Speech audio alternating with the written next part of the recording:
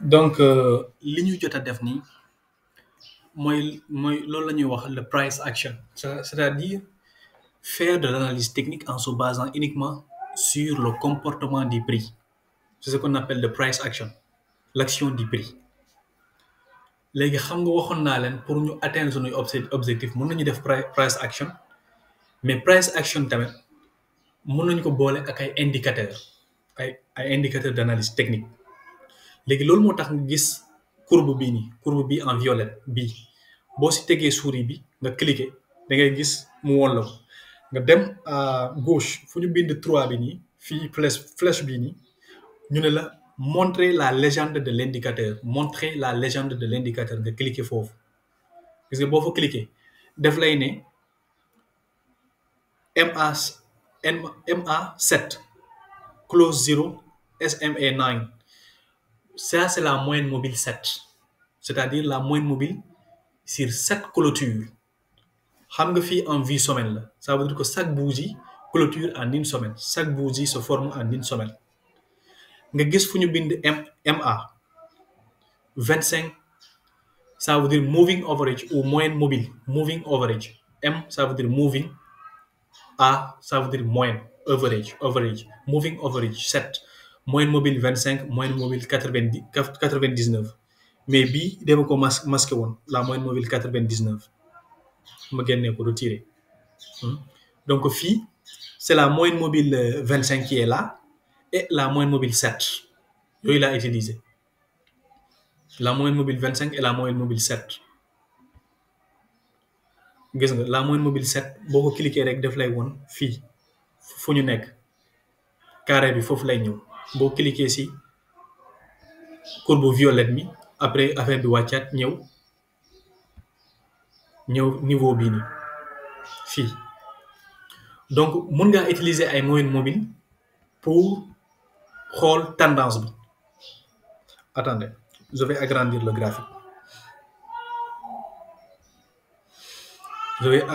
le graphique on est toujours sur le Ocean Protocol en 10 semaines léegi xool leen fii lan moo fi nekk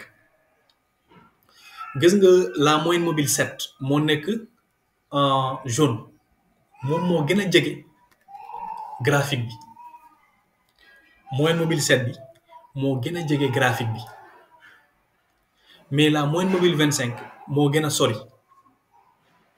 léegi nan ngay utiliser ay moyenne mobile gis nga moyenne mobile 7 bii nii mun ngeen je vous conseillerais en tout cas d'utiliser la moyenne mobile 20 dinaa leen woon nu ñu koy matérialiser xaaral ma def moyenne mobile 20 sax da ngay gis fii nii fu ñu bind ci kaw ngay ñëw ci kaw comme genre fu ñu bind indicateur technique après le temps c'est les indicateurs techniques nga cliquer foofu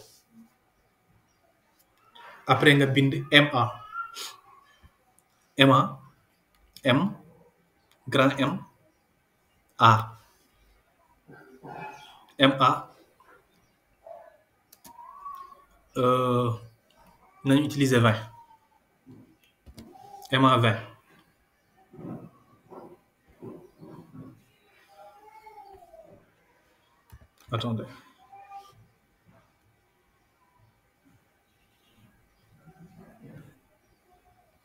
attendez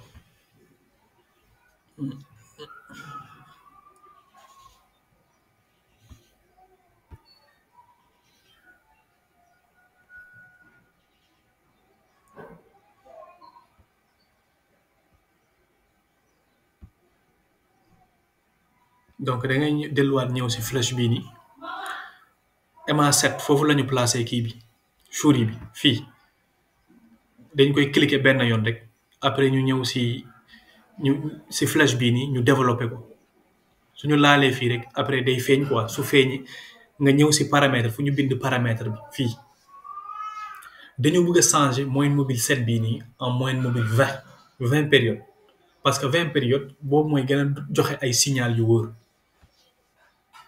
ñu cliquer ci paramètre voilà nga ñëw fii nii fu ñu bind longueur 7 longueur nga génne 7 bi nga def 20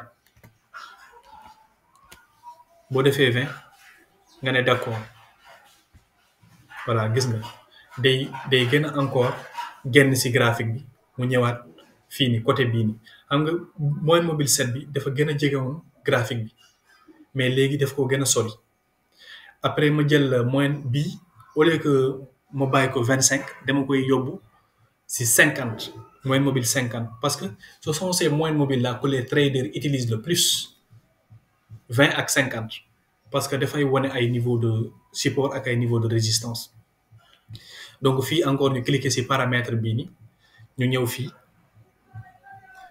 ñu changer 25 bii ni ñu def ko 50 après ñu ne d'accord voilà léegi mu ngi nii léegi mun nañu utiliser moyenne mobile yi nii xool leen ce qui se passe pour comprendre c'est quoi la tendance à chaque fois que la moyenne mobile 20 est en dessous du graphique, regarde, à chaque fois que la moyenne mobile 20 est en dessous du graphique, ça veut dire que nous sommes au-dessus, le prix est au-dessus. On est haussier. Gis nga fii dañu def benn genre baisse. On est en tendance baissière. Mais fii mënuñu woon xam est-ce que petite correction la correction bu ndaw la xaaral ma wàññiwaat kii bi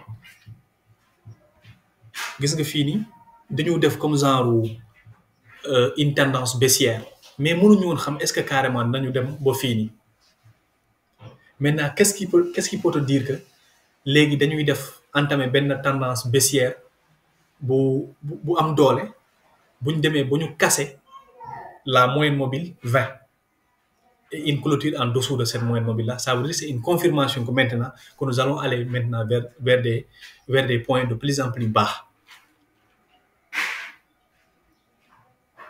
Vous voyez, quand la moyenne mobile 20 est en dessous, ça veut dire que nous sommes en haut, nous sommes haussiers. Nous allons atteindre des sommets. Après ce sommet-là, nous allons faire une correction. Mais ça, on peut se dire que peut-être c'est une correction. Peut-être li encore dina yëgaat ñu gën a amaat ay profit. Mais tu n'as pas d'indicateur.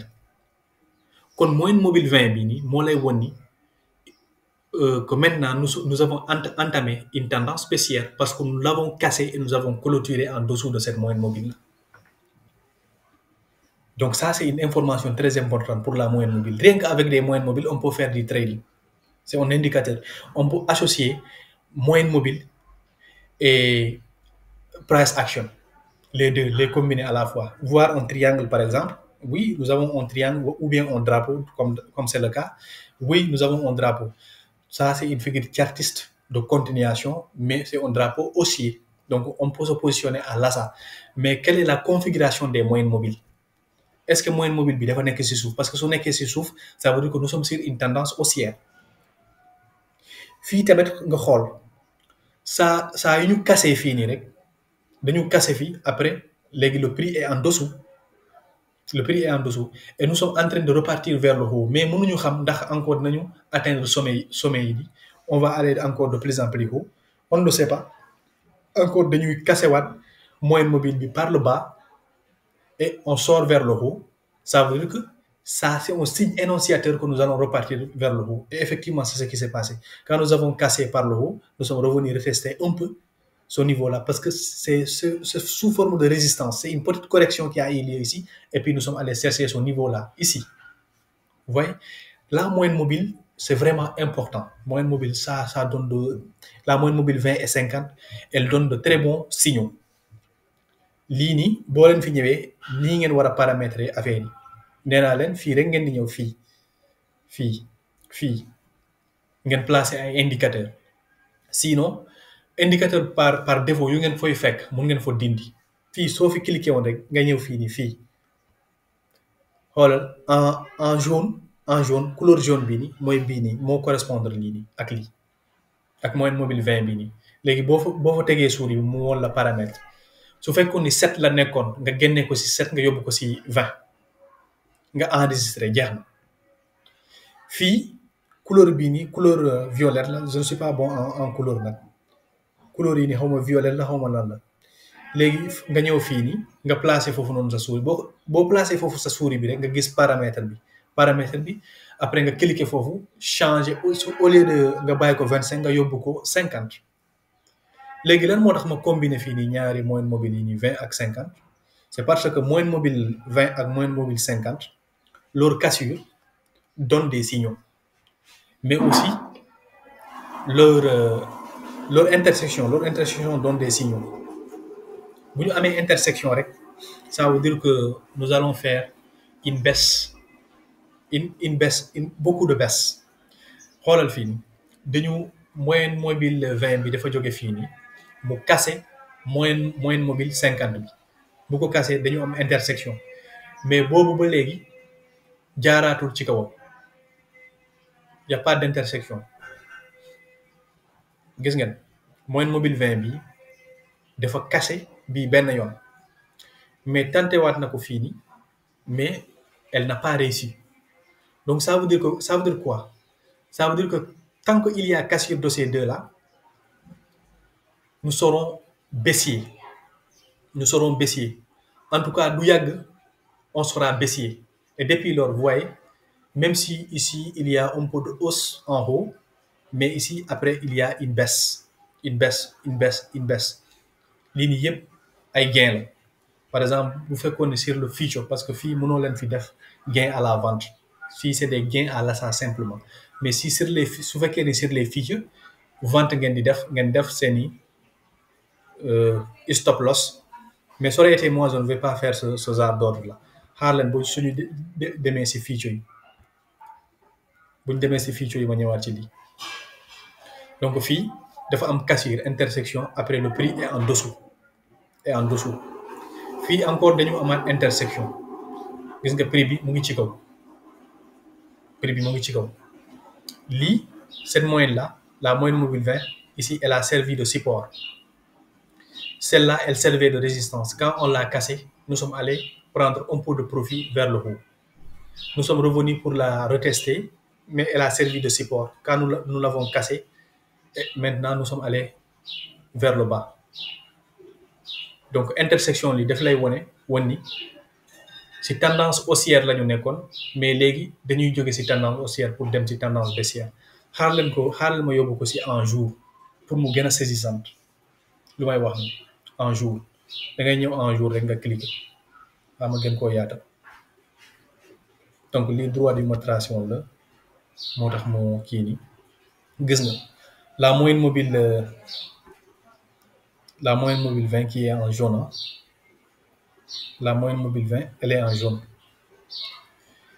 Vous voyez, quand elle passe en bas de la moyenne mobile 50 et elle la casse, il y a intersection, ça veut dire qu'on est au-dessus. Vous voyez, cette partie-là, on est au-dessus. Quand la moyenne mobile, maintenant 20, casse la moyenne mobile, le ruban de la moyenne mobile 50 par le haut, ça veut dire qu'on est baissier. Fii yëpp on est baissier, fii yëpp on est baissier, fii yëpp on est baissier. Fii yëpp bu mu ko cassé waatee encore, il a tenté de le casser ici un peu, mais ce n'était pas significatif. C'était sur un range, maanaam yëgul wàccul, parce que fii yëpp presque si range la ñu nekkoon, un rectangle. fii yëpp presque si rectangle la ñu nekk. lii xaaral ma tracé kii bi, lii rectangle la. Je vais prendre deux mèches et je vais les rejoindre. On va supprimer ko ma kiyaat ko.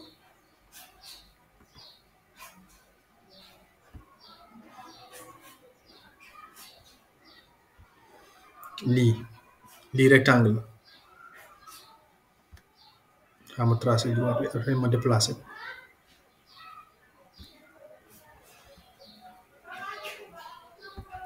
Ma déplacé ko pour mu gën a jege quoi. Donc deux mèches, si nous avons deux mèches, c'est bon. Au moins deux mèches. Donc ça. Après là, nous fini un point. Nous avons là un point. Nous tracé.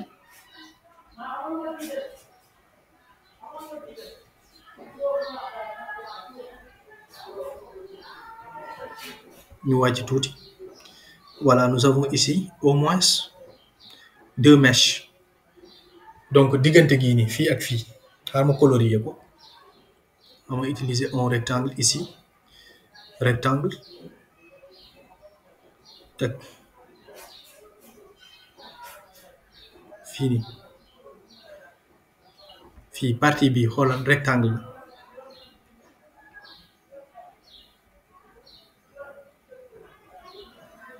partie bi rectangle xoolal dañu intégrer rectangle bi par le haut. Après, nous sommes allés chercher un point plus bas. Nous sommes retournés pour aller chercher un point plus haut. Nous sommes retournés encore pour chercher encore un point plus haut. Retourner pour chercher un point plus haut. Retourner pour chercher un point plus haut. Depuis lors, nous sommes allés chercher un point plus bas pour encore revenir chercher un point plus bas. Et nous avons formé ici un double bottom. Vous vous rappelez ça? Figure chartiste de retournement haussière. Double bottom. Nous def li ben yon. Après, nous defal li tak ñu demat.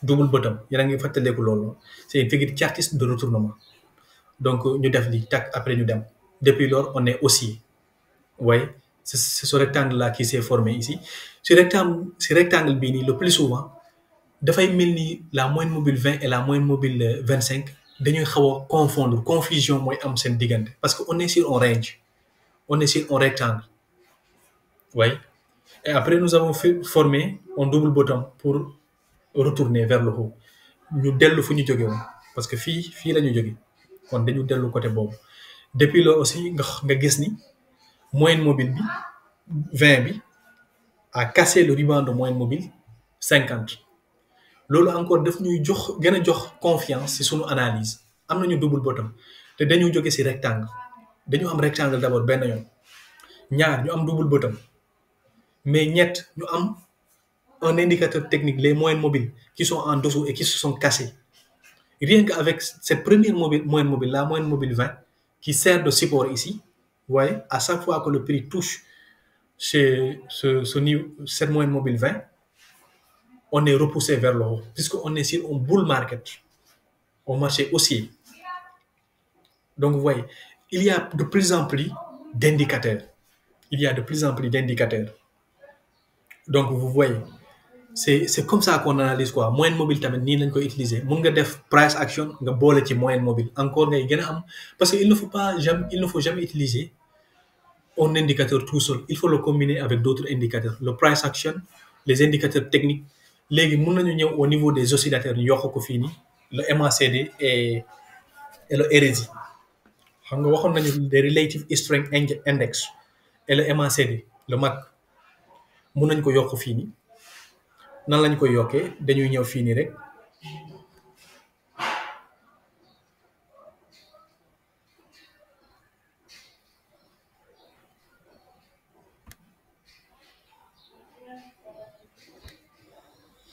dañuy ñëw fii indicateurs yi ñu bind fii RSI RSI relative strength index nga cliquer boo cliquer rek da ngay gis volume bii nii sax nan laa koy supprimer fii nii parce que amaluma fii jëriñ les volumes en trading de crypto c'est le plus souvent de faux volume nekkul ay volume yoo xamante ne dañu lay jox de très bonne tendance nekkul ay volume yoo xamante ne daf lay jox tendance bu baax volume bi retirer oui je le retire j'ai retiré le volume da ngay cliquer ci ko am rek après par exemple si RSI bii nii su ma cliquer si RSI bi daf may jox fii nii croix bi su ma cliquer si croix bi rek daf koy retirer donc le RSI su ma neexee ma rétrécir ko tuuti léegi gis nga RSI de relative strength index comme nu ma leen ko waxee woon si cours bi daf leen di woon des zones de surachat et des zones de survente bu ñu nekkee c'est un indicateur qui est borne bi diggante 0 la ba 100% diggante 0 ba 100% léegi dafa am ñaari borne tamit yoo xamante ne dañu am importance lool maanaam le niveau des 30% et le niveau des 70% fii 30% la li may wax nii nag damay bëgg a ngeen di jël seeni cahier di ko noter parce que bu leen xool vidéo yi nii mu doon comme genre je ne sais pas divertissement quoi non da ngeen di jàng leen lii parce que soo leen ko mënee rek jeex na donc RSI bii nii borne bii nii 30% la fii borne inférieure bi 30% la fii borne supérieure bi 70% borne supérieure bi 70% fii léegi su fekkee ni on est au niveau au-dessus maanaam ci kaw 70% yi Ça veut dire que l'actif là, le Ocean Protocol est surazoté. Maanaam jëndkat yi dañu bëri de telle sorte que dañu repousser prix bi ba léegi mu ngi en zone de surachat. L'actif est suracheté. Et si l'actif est suracheté, attention, on va faire une correction. Ça veut dire que jaaykat yi dañu ñëwaat ñu amaat doole kon prix bi dina wàcc léegi. Lii a tax fii nii gis ngeen à partir de ce moment là RSI bi mu ngi suivre mais bu ñu génnee si niveau des 70%, ñu commencé di dem au niveau des 79 80, ñu dem ba 80 83 foo teg souris bi rek daf lay won au niveau de l'axe des ordonnées ban niveau la niveau des 83. Lii daf leen war a jox information que attention, l'actif est suracheté. On est en train de partir sur des zones surachetées. Et après qu'est-ce qui s'est passé bu ñu jógee si niveau bii nii pic bii ngeen di gis nii pic bi après mujjewuñu ko jàll dañoo mujjee retourné waat ñu def correction bu ndaw mais boobu ba léegi ñu ngi def ay correction. Maintenant à partir de là aussi nous sommes en train de faire des pics fii comment léegi fii ni jaay jëndkat yi commencé nañu encore di jëlaat force moo tax ñuy repousser waat prix bi gis nga fii foo placer graphique bi rek def la ko woon xoolal pic surachat saa yu surachat amee rek da ngay gis RSI bi day dem sur des zones de surachat ñu def correction dellu tuuti gis nga donc RSI bi suy dem sur des zones de surachat loolu mu ngi leen di wax ni moytu leen su fekkee ni da ngeen na jëndoon jaay leen parce que du yàgg ñu defaat correction te correction boobu mun naa doon correction boo xamante ne ce sera baissier, c'est pas une simple correction mais fii affaire bi dafa mujjee doon une correction vraiment dans une tendance haussière parce que lii tendance haussière la xool leen ça c'est un canal haussier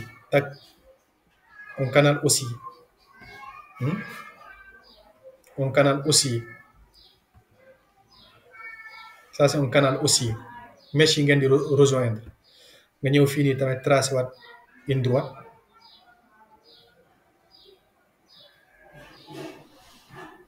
donc ça c'est un canal haussier. Vous voyez on est en train de faire un canal haussier. RSI bi daf lay woon à chaque fois boo laalee canal bii nii boo laalee niveau de résistance bii nii RSI bi mu ngi en zone de surachat donc il y aura correction après ñu def benn correction après gis ngeen demaat nañu ñu laalaat un niveau plus élevé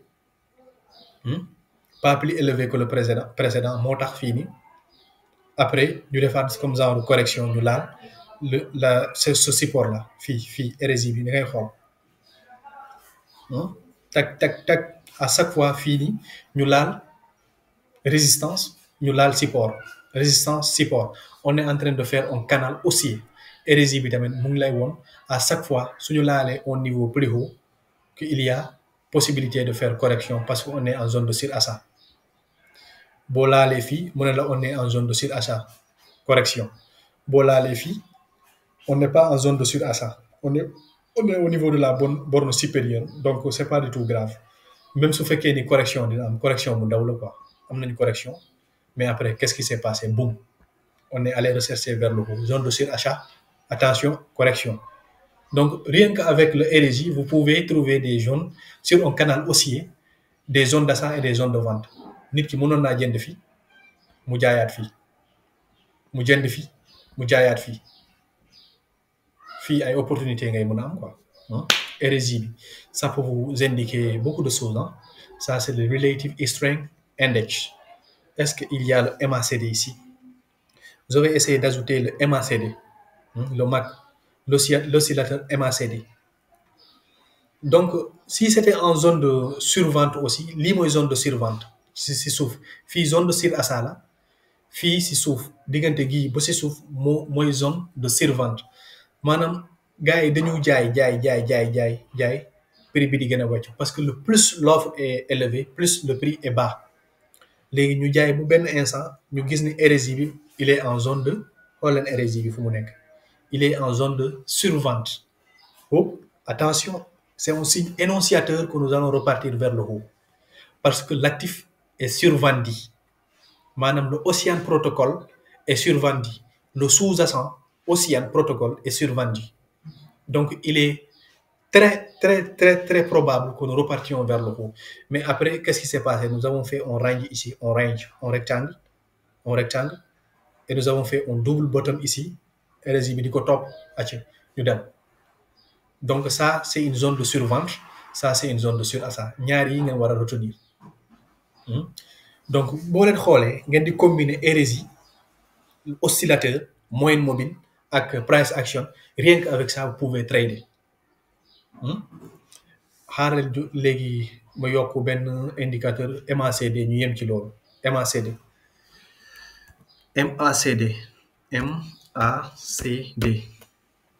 le MAC mu ngi nii après ñu yokk ko ci mu ngi nii le MACD il est là. Le MACD a des momentum, c'est ce qu'on appelle les momentum, le momentum bull et le momentum bear. Bull, ça veut dire hausse. Les bulls, c'est des animaux quoi yoo xamante ne buñ taxawee nii si ginnaaw day gàtt mais ci kaw nii day gudd nii. Après peut-être je vais vous montrer ces animaux si j'ai le temps. Les bears, c'est des loups comme genre loup. xam nga affaire bii nii yëpp anglo-saxon yi ñoo ko créé ñoo gën a aay ci lii nii moo tax ñu créé genre jargon bi. léegi momentum bi bu nekkee ci kaw xoolal momentum bi on a des barres de plus en plus vertes et de plus en plus haut. Vous voyez, ça veut dire qu'on est haussier. Bu ñu commencé di am ay barres yu blanc, attention, ça veut dire que attention ay blanc gis nga ay attention, ça veut dire qu'on va aller vers la baisse. À chaque fois suñu commencé di am ay blanc rek, ça veut dire que oui, on est haussier à partir de là. Ici, on est de plus en plus haussier. Mais là, à partir de ce niveau-là, qu'est-ce qui se passe? Il faut faire attention.